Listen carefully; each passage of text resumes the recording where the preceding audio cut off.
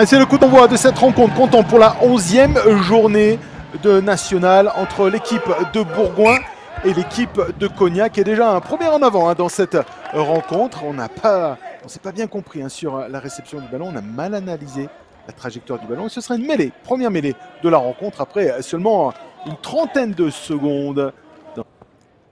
Nicolas Cachet, pied d'appui bien placé, connaît ce terrain, ça monte haut. Et ça passe au milieu des poteaux. L'ouverture du score pour le CSBJ après 5 minutes de jeu. 3 pour le CSBJ, 0 pour Cognac Saint-Jean-d'Angély. On tient le ballon toujours du côté du CSBJ avec Mounier qui a retrouvé le grand Jonathan sur les extérieurs. C'est bien fait avec l'accélération et l'essai, le premier essai de la rencontre. C'est ok pour toi, Cédric, le contact là, c'est ok? Ok pour toi le contact avec le 15? Alors on a changé complètement l'équipe qui nous avait été annoncée. Je suis complètement désolé, mais j'avais une équipe et ce n'est pas du tout l'équipe qui a été présentée à ce moment-là. Le ballon raté, récupéré peut-être à l'interception. Et il va aller laisser Benjamin Noble pour le deuxième essai de cette rencontre. C'est dommage pour cette équipe de Cognac Saint-Jean-d'Angély. Mais en tout cas, ils sont réactifs, les joueurs du CSBJ, pour aller marquer ce deuxième essai par l'intermédiaire de Benjamin Noble et de son casque.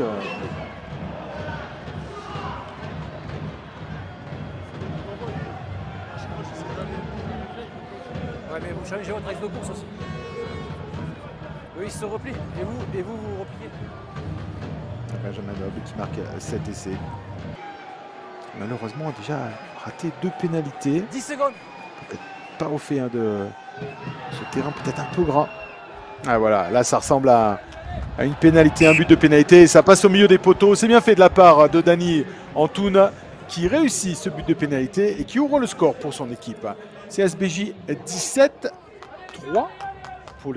pour l'Union Cognac Saint-Jean-d'Angély.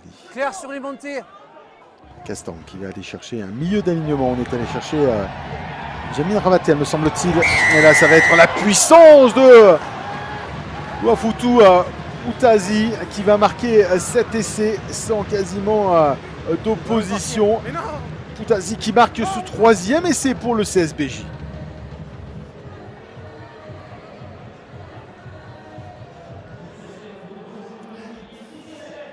« 22 pour le CSBJ, 3 pour l'instant pour cette équipe de Cognac avant la tentative de transformation. Avantage hors jeu, numéro 2 rouge. Avantage hors jeu. Allez, s'il vous plaît. La Navakoroy, non, ça va être l'essai peut-être, ouais. L'essai qui va être marqué. Laissez-moi le temps de voir le numéro, mais là c'était reparti.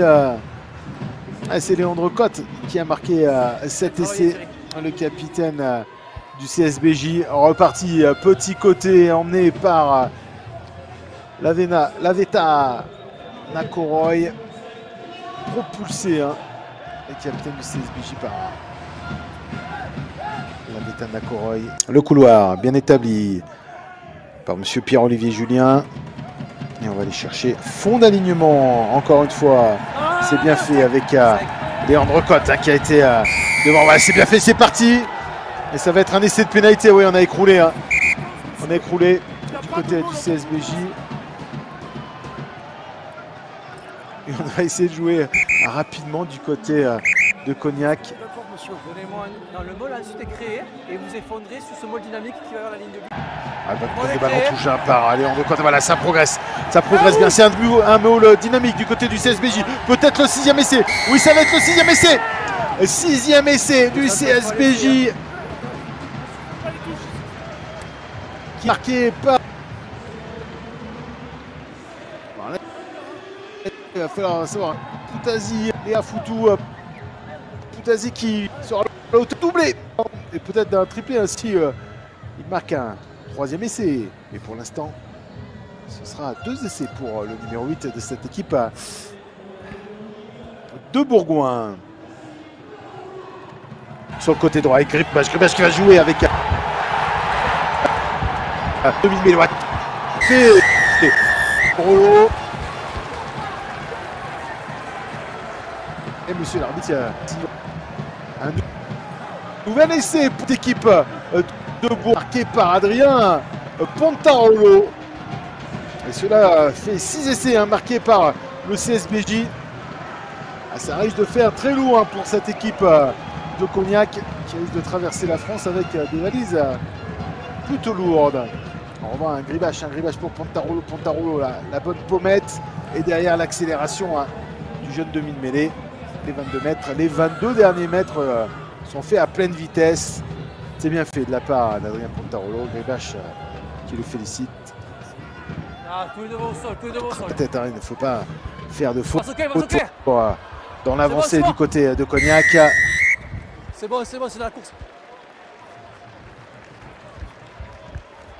C'est dans la course, dit monsieur l'arbitre. Et ça va être c'est cette équipe de Cognac après ce bon renversement. Cognac qui va réduire le score. Ouais, c'est un peu... c'est mérité quand même pour cette équipe.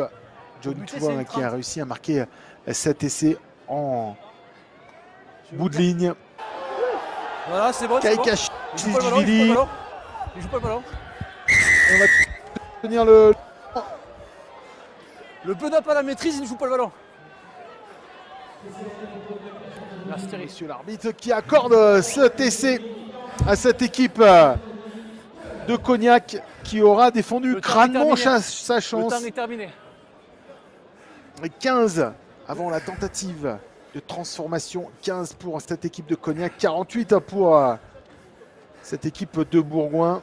6 essais à la clé du côté du CSBJ. 2 essais du côté... ça part bien. Et ça passe au milieu des poteaux. Cela fait 17 pour Cognac, 48 pour le CSBJ. Monsieur l'arbitre, monsieur Pierre-Olivier Julien siffle la fin de cette rencontre. Victoire bonifiée pour le CSBJ qui, après sa très belle victoire la semaine dernière du côté de Chambéry, 26-19, se remet complètement dans la course à la qualification. 48 pour les joueurs de Sébastien Tillus-Borde et Pascal Papé, à 17 pour l'Union Cognac Saint-Jean d'Angély.